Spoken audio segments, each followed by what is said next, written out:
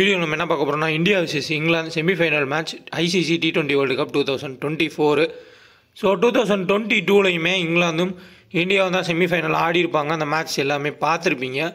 Alex கேல்ஸும் ஜாஸ் பட்லருமே மேட்சை முடிச்சு விட்ருப்பாங்க. அந்தளவுக்கு ஒன் சைடாக அந்த மேட்ச் போயிருந்துச்சு. இப்போதைக்கு நீங்கள் இங்கிலாந்தோட டீம் சீட் பார்க்குறப்ப நிறைய ஆல்ரவுண்டர்ஸ் இருக்கிற மாதிரி தெரியலாம். பட் அவ்வளோ பர்ஃபெக்டாக அவங்க ஆடக்கூடிய பிளேயர்ஸ் கிடையாது. மிடில் ஆர்டரில் டாப்பில் ஃப்ளிப்சால்ட்டுமே டவுட்டு தான். ஜாஸ் பட்லர் அப்பப்போ கொஞ்சம் ஆடிட்டு இருக்காரு. மற்றபடி பார்த்தோம்னா இந்தியாவுக்கு அட்வான்டேஜ் ரொம்ப அதிகம். ஸோ கிட்டத்தட்ட Australia out of the tournament. So அதனால் இந்தியாவுக்கு அருமையான வாய்ப்பு இருக்குது ஜெயிக்கிறதுக்கு. முன்னாடி ஒரு மேட்ச்சில் வந்து சொல்லியிருப்பேன் ஆஸ்திரேலியா இங்கிலாந்து ஜெயிக்க வாய்ப்பு இருக்கும் அப்படின்னு. பட் ஆஸ்திரேலியா இப்படி வெளியே போவாங்கன்னு எதிர்பார்க்கல. ஸோ ஆஸ்திரேலியா போயிட்டாலே கண்டிப்பாக இந்தியா ஜெயிக்கிறதுக்கான சான்ஸ் ரொம்ப அதிகம் கப்பு. காரணம் என்னென்னா 2007 2011 எல்லாத்துலேயுமே ஆஸ்திரேலியாவை ரிக்கி பாண்டிங்கே சொல்லியிருப்பார். ஸோ எங்களை யார் வெளியே அனுப்புகிறாங்களோ அவங்க தான் கப் அடிப்பாங்கன்னு. சேம் ஃபார்முலா தான் இப்போயும். இந்தியா ஆஸ்திரேலியாவை பீட் பண்ணதுனால தான் ஆஸ்திரேலியா வெளியே போயிருக்காங்க. ஸோ பங்களாதேஷ் ஆப்கானிஸ்தான் ஜெயிச்சது அது வேறு. பட் இருந்தாலும் இந்தியா தான் வெளியே அனுப்பியிருக்காங்க. அதனால் கப்பு ஜெயிக்கிறதுக்கான சான்ஸ் ரொம்பவே அதிகமாக இருக்கும். ஸோ பார்க்கலாம் இந்தியா விசஸ் இங்கிலாந்து செமிஃபைனல். இது வந்து second semifinal. First semifinal south ஆஃப்ரிக்காவுக்கும் ஆப்கானிஸ்தானுக்குமே இருக்கும். அந்த மேட்ச் என்ன வேணால் நடக்கலாம். ஏன்னா ஆப்கானிஸ்தான் சூப்பராக ஆடிருக்காங்க. சவுத் ஆஃப்ரிக்கா கஷ்டப்பட்டு தான் ஜெயிச்சிருக்காங்க. ஸோ பார்ப்போம். 11 சேலஞ்சர்ஸ் ஆப்பே டிடிஎஸும் கிடையாது, ஜிஎஸ்டியும் கிடையாது. இன்ஸ்டால் பண்ணிக்கோங்க, டிஸ்கிரிப்ஷனில் லிங்க் இருக்குது. ஸோ இந்த மேட்ச் 54வது மேட்ச்சு செமிஃபைனல் 2 இங்கிலாந்துக்கும் இந்தியாவுக்கும் நடக்கக்கூடிய மேட்ச் 8 மணிக்கு 26 ப்ரொவிடன்ஸ் ஸ்டேடியம்லாம் நடக்குது. இந்த கிரவுண்டில் இந்தியாவுக்கு எக்ஸ்பீரியன்ஸ் கம்மி தான். இங்கே வந்து அவங்க ஆடலை. பட் இந்த வெஸ்ட் இண்டீஸு மற்ற டீம்ஸ் எல்லாமே அங்கே ஆடிருந்தாங்க. அதுக்கான பிச் ரிப்போர்ட் ஐடியாஸுமே இருக்குது. ஸோ எடுக்கலாம். இன்னொன்று, நம்ம கிட்டத்தட்ட நிறையா லீக் மேட்சஸ் வந்து வீடியோஸ் வந்து போஸ்ட் பண்ணலை. அது காரணமும் நான் சொல்லியிருப்பேன். ஸோ ஸ்மால் லீக் டீமும் வந்து பெரிய அளவில் சரியாக போல் கெஸ் பண்ணுறதுக்கு கொஞ்சம் கொலாப்ஸ் ஆச்சு. ஸோ எப்போயுமே நம்ம வந்து அக்செப்ட் பண்ணிக்குப்போம். ஸோ அதை நான் டெலகிராமில் அஃபிஷியலாகவே சொல்லியிருக்கேன், ஸ்டாப்பும் பண்ணியிருக்கேன். ஸோ அதுதான் வந்து காரணம். ஸோ பார்க்கலாம். அடுத்து வந்து பெரிய வேறு லீக்ஸ் வரப்போ கண்டிப்பாக கொண்டு போகலாம். ஓரளவுக்கு தான் வந்து கரெக்டாக வந்து போயிருந்துச்சு. முடிஞ்ச அளவுக்கு இன்னும் இருக்கக்கூடிய 3 மேட்ச்சு ஸோ கொடுக்கறதுக்கு ட்ரை பண்ணுறேன். ஒரு முடிஞ்ச அளவு ஸ்டார்ட்ஸ் அனலைஸ் வச்சு கிராண்ட் லீக்ஸ் மேக் பண்ணுங்கள். ஸ்மால் லீக்ஸ் தான் வந்து ரிவர்ஸில் போச்சு தவிர்த்து ஒரு சில பாயிண்ட்ஸ்ன்றது ஒர்க் ஆச்சு. உங்களோட ஐடியாஸை பயன்படுத்துங்க. இந்த மேட்ச் வந்து செமிஃபைனல் 2 இந்தியா இங்கிலாந்து ஈக்குவலாக போகிறதுக்கான சான்ஸ் இருக்கும். பட் இந்தியா ஜெயிக்கான வாய்ப்பு ரொம்ப அதிகம். ஸோ அது என்னோட கெஸ்ஸு. இங்கிலாந்து ஜெயிக்கலாம், அது ஒன்றும் சொல்ல முடியாது. பட் இந்தியா ஜெயிக்கிறதுக்கான சான்ஸ் வந்து அதிகமாக இருக்கும். ஏன்னா டீம் ஸ்ட்ரென்த்துன்றது இருக்குது. குல்தீப் யாதவ் பிக் பண்ண முடியாது மிடில் இருக்கக்கூடிய பேட்டர்ஸ்னால. அதே மாதிரி தேவைப்பட்ட Axar Patel stump to stump bowl பண்ணுவார். நிறையா அட்வான்டேஜ் இந்தியா பக்கம் இருக்கும். ஸோ பார்க்கலாம். Total matches 18 match, 6 match first பண்ண டீமும் 9 மேட்ச் செகண்ட் பண்ண டீமும் ஆவரேஜாக 160 ரன் வந்து எதிர்பார்க்கலாம் இந்த கிரவுண்டில். ஸோ ஃபுல்லாக பார்த்தீங்கன்னா இங்கிலாந்து வந்து ஸ்காட்லாந்து கூடயே வந்து மோசமாக ஆடிருக்காங்க. அதுக்கப்புறம் எப்படியோ கஷ்டப்பட்டு அடிச்சிருக்காங்க. அதுக்கப்புறமா வந்து யூஎஸ்ஏவை கம்மியான ரன்ஸ் ஹோல்ட் பண்ணி அதுக்கப்புறமா அதை குயிக்காக வந்து ஸ்கோர் பண்ணாங்க. ஸோ ஓவரால் பார்த்தோம்னா எப்படியோ தடுமாறி தான் இங்கிலாந்து வந்திருக்காங்க. பட் இந்தியா கம்ஃபர்டபுள் ஜோன்லேயே வந்து வின் பண்ணியிருக்காங்க. ஓரளவுக்கு அக்ரெசிவாக இப்போ ரோஹித் சர்மாவும் ஃபார்முக்கு திரும்பியிருக்காரு. ரேஸ் டாப்லேயுமே ஃபார்மில் கிடையாது. அதையும் நம்ம பார்க்கணும். டாப்லேயும் ஃபார்மில் இல்லை அப்படின்னா அங்கே ரோஹித் சர்மாவுக்கு அட்வான்டேஜ் அதிகம். ஸோ பார்ப்போம். இந்த கிரவுண்டில் நடந்த 3 மேட்சுக்கான ஸ்கோர் கார்டு எடுத்திருக்கேன். இதில் பார்த்துக்கோங்க. இதுதான் வந்து இந்த கிரவுண்டில் நடந்த மேட்சஸ்க்கான ஸ்கோர் கார்டு. இதுலேயுமே உங்களுக்கு யூஸ்ஃபுல்லாக இருக்கும். ஸோ பிரைன் மசாவா ஸ்பின்னரு, அதே மாதிரி இங்கே அகில் ஹுசைன், அசட் வாலா, அதுக்கப்புறமா அகில் ஹுசைன், இங்கே பார்த்தோம்னா ரஷீத் கான், முகமது நபி, கிட்டத்தட்ட எல்லா ஸ்பின்னர்ஸுமே வந்து அதிகமான விக்கெட்ஸ் எடுத்திருக்காங்க. மீடியம் பேசஸ் விக்கெட் எடுக்கலன்னு சொல்லலை. பட் ஸ்பின்னர்ஸ்க்கு அட்வான்டேஜ் அதிகமாக இருக்கும். ஸோ அதையும் வந்து நோட் பண்ணிக்கோங்க. But overall good batting wicket plus spin medium pace. Overall நியூட்ரலான ஒரு ட்ராக்கு. ஃபஸ்ட் பேட் பண்ணுற டீம் மினிமம் 160 ரன்னுக்கு மேலே வந்து ஸ்கோர் பண்ணியிருக்காங்க. பப்புவா நியூ கினியாவை தவிர்த்து சேஸ் பண்ணுறதுக்கு கொஞ்சம் கஷ்டமான கிரவுண்டாக இருந்திருக்கு இந்த சீசனில். பட் இங்கிலாந்து இந்தியா ஆடுற மேட்ச் மேபி ஒரு ரிவெஞ்ச் மேட்சாக கூட இருக்கலாம். 2022 சேஸ் பண்ணி இங்கிலாந்து வின் பண்ணாங்க. இப்போது இந்தியா கூட சேஸ் பண்ணி வின் பண்ணலாம். ஃபார்மில் இல்லாத பிளேயர்ஸ் வந்து ஃபார்முக்கும் திரும்பலாம். ஸோ என்ன வேணால் நடக்கலாம். பட் சான்ஸுன்றது இந்தியாவுக்கு அதிகமாகவே இருக்கும். என்ன தான் அங்கே ஆல்ரவுண்டர்ஸ் இருந்தாலுமே நீங்கள் நல்லா நோட் பண்ணிங்கன்னா தெரியும். ரேஸ் டாப்லி ஃபார்மில் கிடையாது. கிறிஸ் ஜார்டன் திடீர்னு நிறையா ரன்ஸ் கொடுத்துருவார். மோயின் அலி என்ன பண்ணுறாருன்னு அவருக்கே தெரியல. அதேமாதிரி லியாம் லிவிங்ஸ்டனு, சாம் கரன் சுத்தமாக ஃபார்மில் இல்லை. டேரெக்டாக ஹர்ஷ்தீப் சிங் ஸ்விங் பண்ணால் ஃப்ளிப்சால்ட் வந்து அவுட் ஆயிடுவார். ஜானி பர்ஸ்டோக்கு எதிராக லெஃப்ட் ஆஃப் ஸ்பின்னை யூஸ் பண்ணாங்கன்னா அவர் அவுட் ஆக வாய்ப்புகள் இருக்கும். ஸோ நிறையா வந்து வாய்ப்புன்றது இந்தியா பக்கம் இருக்கும். ஸோ அதுக்கேற்ற மாதிரி கூட டீம்ஸுன்றதை செட் பண்ணுங்கள். மோஸ்ட்லி ஈக்குவல் டீம்ஸ் ஒரு சில டீம்ஸ் வந்து செட் பண்ணுங்கள். இது எல்லாமே லாஜிக்கல் தான். இதை சொல்கிறது. ஸோ நடந்துச்சுன்னா நடந்துச்சுன்னு சொல்லுவாங்க, நடக்கலன்னு நடக்கலன்னு சொல்லுவாங்க. ஸோ பட் ஆனால் இப்படி நடக்கிறதுக்கான சான்ஸ் வந்து ரொம்ப அதிகமாக இருக்கும். ஸோ பார்ப்போம். India vs England full stats analyse இருக்குது, ஹெட் டு ஹெட் வென்யூ எல்லாமே. ஸோ வீடியோ பார்க்குறவங்க லைக் பண்ணிட்டு பாருங்கள். வாங்க வீடியோக்குள்ளே போகலாம். டெலகிராம் சேனலில் ஜாயின் பண்ணணும்னு நினைக்கிறவங்க ஒரிஜினல் சேனலாக செக் பண்ணி ஜாயின் பண்ணிக்கோங்க. ஃபேக் சேனல்ஸில் ஜாயின் பண்ணாதீங்க. ஃப்ரீ டீமே வந்து ப்ளே பண்ணுங்கள். அமௌண்ட்டு கொடுத்து எங்கேயுமே டீம் ப்ளே வாங்காதீங்க, வாங்கியெல்லாம் ப்ளே பண்ணாதீங்க. அதேமாதிரி நம்ம நேமை யூஸ் பண்ணி யாராவது அமௌண்ட் கேட்டால் கொடுத்துறாதீங்க. வின்னர் லாஸ் நம்ம ஃப்ரீ டீம் தான். அதுலேயும் நான் மாற்றி ப்ளே பண்ணுங்கன்னு தான் சொல்கிறேன். ஏன்னா என்னோடய ஐடியாவுக்கு நம்ம ஒரு டீம் கொடுக்குறேன்னா அதில் ஒரு சில ஐடியா இருந்துச்சுன்னா நீங்கள் மாற்றிக்கலாம். கேப்டன் வைஸ் கேப்டனை மாற்றிக்கலாம், இல்லை ஒரு பிளேயரை மாற்றிக்கலாம். ஸோ வின்னு லாஸ் எதுனாலும் நான் வந்து அக்செப்ட் பண்ணி சொல்லியிருக்கேன். ஸோ அதனால் கரெக்டாக வந்து ப்ளே பண்ணிக்கோங்க. அது நிறைய பேர் வந்து ஒரு மேட்ச் முடிஞ்சோடனே லெஃப்ட் ஆறீங்க, அதுக்கப்புறம் ஜாயின் ஆறீங்க. அது அப்படி இருக்காதிங்க. எங்கே இருந்தாலும் இருங்க. வின்னு லாஸ்ன்றது ஃபேண்டசியில் யாருக்காக இருந்தாலும் சகஜம்தான், மாறி மாறி தான் வரும். அதை புரிஞ்சுக்கிட்டு ப்ளே பண்ணுங்கள். லெஃப்ட் ஆகி ஜாயின் ஆகி எல்லா பக்கம் மாறுறது வந்து அது தப்பு தான். உங்களுக்கு கன்ஃபியூஸ் ஆகிரும். முடிஞ்ச அளவுக்கு ஓன் டீம்ஸை க்ரியேட் பண்ண பாருங்கள். டீம் கொடுத்தா அதில் ஒரு சில பிளேயரை மாற்றணும், கேப்டன் வைஸ் கேப்டன் மாற்றணும் ஐடியா இருந்தால் மாற்றிக்கங்க. ஸோ அதான் நான் சொல்கிறது. அதேமாதிரி குபேரா ஃபேண்டசி ஆப்பை இன்ஸ்டால் பண்ணிக்கோங்க. ஒரு பிளேயரை மட்டும் நீங்கள் செலக்ட் பண்ணி ப்ளே பண்ணலாம். அதுக்கான வின்னிங்ஸும் போஸ்ட் பண்ணியிருப்போம். ஸோ டெலகிராம்லேயும் பார்த்துட்டு இன்ஸ்டால் பண்ணிக்கோங்க. ரொம்ப ரொம்ப ஈஸியான ஒரு ஆப்பு. ஸோ மறுபடியும் சொல்கிறேன், ஒரிஜினல் சேனலை செக் பண்ணி ஜாயின் பண்ணுங்கள். அமௌண்ட்டு டீமுக்கு அமௌண்ட்டு கொடுத்து எங்கேயுமே வாங்காதீங்க. இந்த ப்ரைம்னு சொல்லி ஃப்ரீ டீம்ஸை வச்சு இந்தியா vs இங்கிலாந்தோட பிளேயிங் லெவன் வந்து பார்ப்போம். ஃபர்ஸ்ட் ஆஃப் ஆல் பிளேயிங் லெவனில் விராட் கோலி ஃபார்மில் இருக்காரா அப்படின்னா ஃபார்மில் கிடையாது. ஜேஸ்வாலை எடுத்துகிட்டு வர மாட்டாங்க. ஸோ விராட் கோலி ஆடின எல்லா விக்கெட்டுமே வந்து ஐபிஎல்லில் தரமான ஒரு பேட்டிங் விக்கெட்டு ஆடினார். இங்கே கொஞ்சம் பால் நின்று வருது, அவரால் ஆட முடியல. கான்ஃபிடன்ட் லெவலுமே ரொம்ப கம்மியாக தான் இருக்குது. தொடர்ச்சியாக எல்லா மேட்சுமே ஃப்ளாப் ஆகிறது அதையும் பார்த்துருக்கோம். பட் பிக் மேட்ச் பிளேயர் தான். ஒரு பெரிய மேட்சஸ்ன்னு வரப்போ நல்லா ஆடுறதுக்கான சான்ஸ்ன்றது இருக்கும். ரோஹித் சர்மா கண்டினியூவாக வந்து அவரோட ஹிட்டிங்கை காட்டுறாரு. அவுட் ஆனாலும் பரவாயில்ல அப்படின்ற மாதிரி தான் ஆடுறாரு. லாஸ்ட் மேட்ச் மிச்சல் ஸ்டார்க்கா எப்படி ஆடினார்னு பார்த்துருப்பீங்க. ரே ஸ்டாப்லி சுத்தமாக ஃபார்ம்லேயே கிடையாது, ரொம்ப கஷ்டப்பட்டுருக்காரு.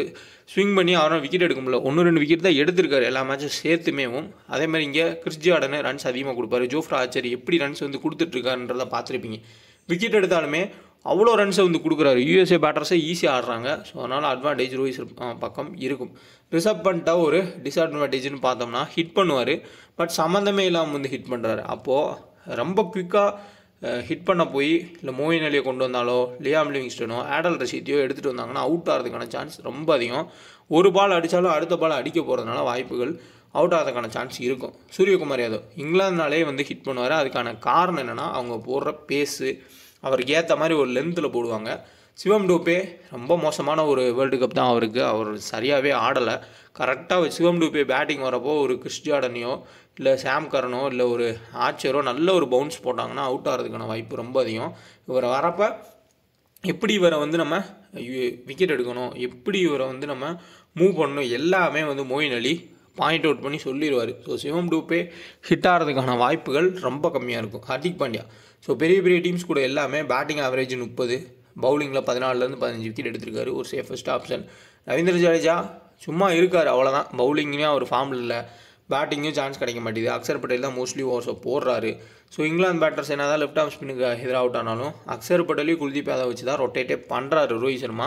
ஜடேஜாவுக்கு சும்மா ஒரு ஓவர் வேணால் கொடுப்போன்ற மாதிரி தான் கொடுக்குறாரு தவிர்த்து ஃபுல் அண்ட் ஃபுல் இவங்களுக்கு தான் வந்து கொடுக்குறாரு. பட் ஒரு பியூர் ஸ்பின் ட்ராக்காக இருக்குது, ஹை ஸ்பின் ட்ராக்காக இருந்தால் ஒரு டிஃபரன்ஷியல் பிக்காக நம்ம வந்து ஜடேஜாவை ட்ரை பண்ணலாம்.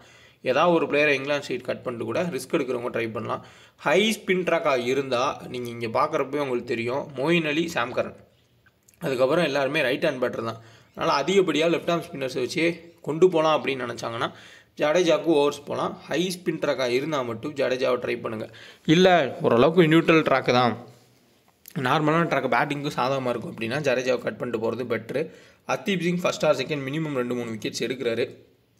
மேலே ஜாஸ் பட்லர், பிளிப்சால்ட்டு, ஜானி பெர்ஸ்டோக்கு எதிராக நல்லா பவுல் பண்ணுறதுக்கான வாய்ப்புகள் இருக்கும்.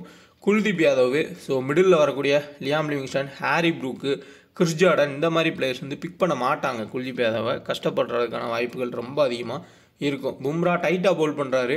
ஸோ அதனால் ஹர்தீப் சிங், குல்தீப் யாதவுக்குலாம் விக்கெட்ஸ்ன்றது கிடைக்கிது. இப்படி தான் வந்து போயிட்டுருக்கு. ஸோ இதில் ஹை ஸ்பின் ட்ராக்காக இருந்தால் மட்டும் ஜடேஜாவை ட்ரை பண்ணுங்கள். மற்றபடி ஒரு சேஃபஸ்ட்டு ஒரு கேப்டன் சாய்ஸ் இந்த சைடு பார்த்தோம்னா ஹர்திக் பாண்டியா, சூரியகுமார் யாதவ், அடுத்ததாக ஹர்தீப் சிங் வந்து பார்க்கலாம். இந்த 3 பேர் வந்து ஒரு சேஃபஸ்ட் கேப்டன் சாய்ஸாக பார்ப்போம். எக்ஸ்ட்ரானா ரோஹித் சர்மா ரிஸ்க் தான், ஏன்னா அவர் இன்டென்ட்டோடு தான் ஆடுவார். இயர்லி அவுட் ஆனாலும் ஆனது தான். விராட் கோலி ஃபார்ம்லேயே இல்லை. மேபி ஒரு ரிவெஞ்சாக சேஸ் பண்ணுற டீம் தான் இங்கே ஜெயிக்கிறாங்க, இங்கிலாந்து வந்து ஒரு கம்மியான ரன்ஸ் அடிப்பாங்க அப்படின்னா ஹை ரிஸ்க் எடுக்கிறவங்க விராட் கோலி, ரோஹித் சர்மான்னு கேப்டன் வைஸ் கேப்டனா 2 பேருக்கு கொடுத்து கூட நீங்கள் ட்ரை பண்ணி பார்க்கலாம். இந்த சைடில் சேஃப் ஆப்ஷன்ஸில் பட்லர் தான். ஃப்ளிப்சால்ட் அவுட் ஆகிறதுக்கான வாய்ப்புகள் இருக்கும். ஏன்னா ஹர்ஷ்தீப் சிங் பாலை உள்ளே எடுத்துகிட்டு வருவார், பும்ராவும் டைட்டாக போல் பண்ணுவார். ஃப்ளிப்சால்ட் ஒரு கட்டத்துக்கு மேலே பயங்கரமாக பேட்டை ஸ்விங் பண்ணுறப்போ மாட்டுறதுக்கான சான்ஸ்ன்றது இருக்கும். பட் வெஸ்ட் இண்டீஸில் நல்லாவே ஆடி இருக்கார், குவாலிட்டி பவுலர்ஸ் பவுல் பண்ணுறப்போ கஷ்டப்பட்டுருக்காரு.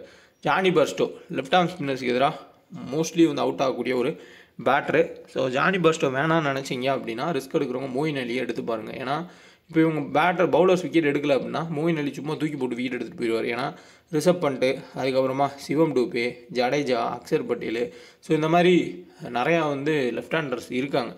மோஸ்ட்லி ஸ்பின்னுக்கு ஹெல்ப் ஆகிற ஒரு கவுண்டாக இருந்தால் மோயின் அலி ரொம்ப இம்பார்ட்டன்ட். லியாம் லிவிங்ஸ்டன் ஒரு விக்கெட் எடுக்கிறாரு, பட் பேட்டிங்கில் பெரிய லெவலில் அவரால் கான்ட்ரிபியூட் பண்ண முடியல. மிடில் வந்து ஹிட் பண்ணுறப்போ அவுட் ஆயிடுறாரு.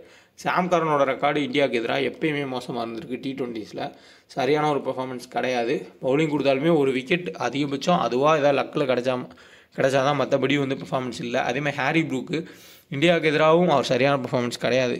ஐபிஎல்லையுமே அவர் ஆடின எந்த இதுலேயுமே வந்து சரியாக ஆடல. ஒரே ஒரு மேட்ச் 100 அடிச்சார்னு நினைக்கிறேன், மற்ற எல்லா மேட்சுமே ஃப்ளாப் தான். அந்த அளவுக்கு வந்து இந்தியானாலே அவர் சரியாக ஆடினதுக்கு இல்லை. கிறிஸ் ஜார்டன் ஃபஸ்ட் பவுல் பண்ணால் 1 or 2 விக்கெட்ஸ் எடுக்க வாய்ப்புகள் இருக்கும். கிறிஸ் ஜார்டன்ட்டு ஒரு அட்வான்டேஜ் என்னென்னா பேட்டிங்குமே நல்லா ஆடுவார். பிபிஎல்லாம் நம்ம பார்த்துருக்கோம், ஒன் சைடு 50-60 ரன்லாம் ஸ்கோர் பண்ணியிருக்காரு. ஜோஃப்ரா ஆர்ச்சர் மினிமம் ஒரு விக்கெட் எடுக்கிறதுக்கான சான்ஸ் இருக்கும். ஸ்பின் ட்ராக்காக இருந்தால் ஆடல் ரஷீதை எடுத்துக்கலாம். டாப்லி ஃபார்ம்லே கிடையாது. ஓவரால் டெத்தில் பார்த்தோம்னா இவங்க 2 பேர் தான் டெத்தில் பவுல் பண்ணுவாங்க. இங்கே ஹர்ஷ்தீப் சிங், பும்ரா, ஹர்திக் பாண்டியா இவங்க டெத்தில் பவுல் பண்ணுறதுக்கு சான்ஸ் அதிகம். ஸோ ஸ்பின் ட்ராக்காக இருக்கப்போ கண்டிப்பாக ஸ்பின் பவுல் பண்ணக்கூடிய எல்லாத்தையுமே எடுக்கலாம். ரொம்ப ஒரு ஸ்லோ ட்ராக்காக இருந்துச்சுன்னா எந்த ஸ்பின்னர் பவுல் பண்ணாலும் விக்கெட் கிடைக்கிறதுக்கான சான்ஸ்ன்றது இருக்கும். அப்போ பேட்டர்ஸை ஓரளவு கட் பண்ணி கூட ஸ்பின்னர்ஸ் எடுத்துக்காங்க. இல்லை நியூட்ரல் ட்ராக்கு பேட்டிங் ட்ராக்காக இருந்துச்சுன்னா ஒன் சைட் டீம்னாலும் செட் பண்ணிக்கோங்க, எப்படினாலும் செட் பண்ணலாம். பட் அலெக்ஸ் ஹேல்ஸ் மாதிரி ஒரு இன்னிங்ஸை ஃப்ளிப்சால்ட் ஆட முடியுமான்றது கொஞ்சம் டவுட் இருக்குது. ஸோ ஆஸ்திரேலியன் பேட்டர்ஸ் ஆடினாங்க, டேவிட் வார்னர் அவுட் ஆனோம், ட்ரைவர்ஸ் ஹெட்டும், மிச்சல் மார்ஷ் ஆனாங்க, அதுக்கப்புறம் ஸ்லோ டவுன் ஆனாங்க.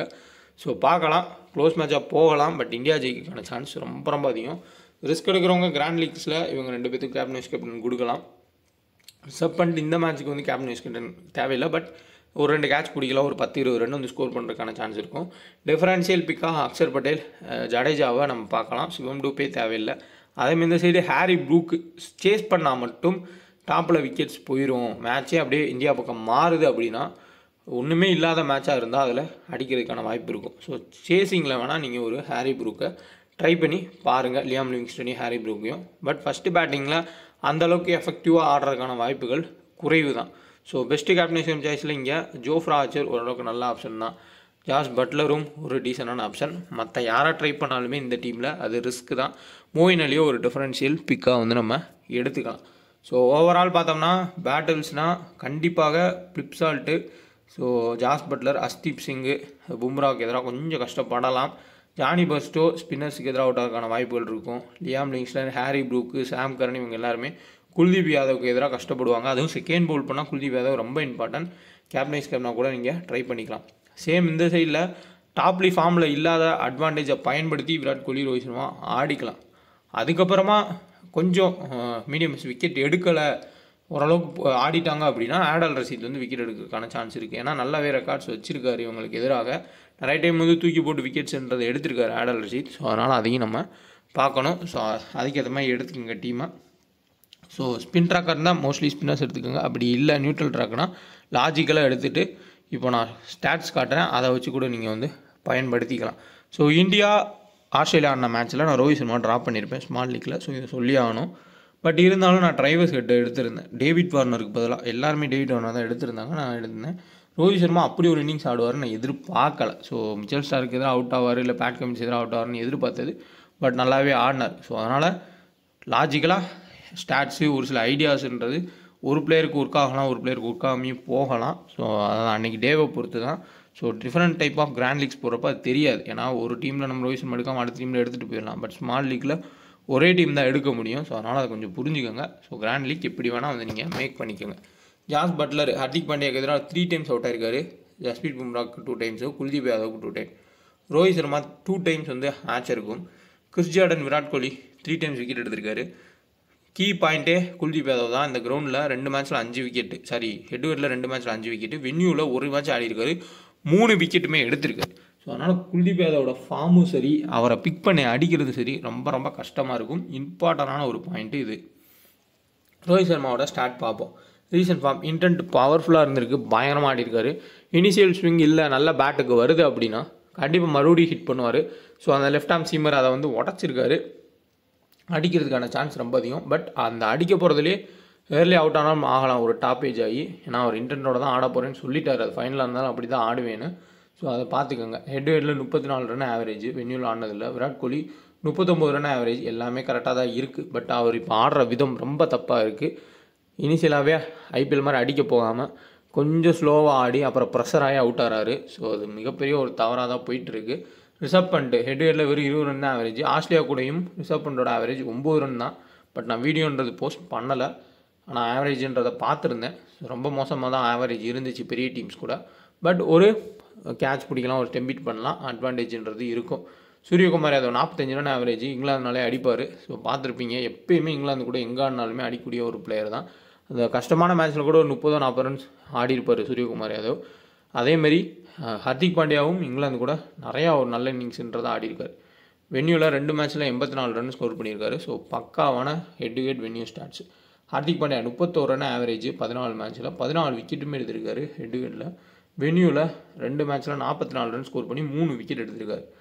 ஜடேஜா 6 மேட்ச்சில் 4 விக்கெட்டு, அக்ஷர் பட்டேல் விக்கெட்டே எடுத்தது கிடையாது, வென்யூலேயும் ஒரே ஒரு விக்கெட் தான் எடுத்திருக்காரு.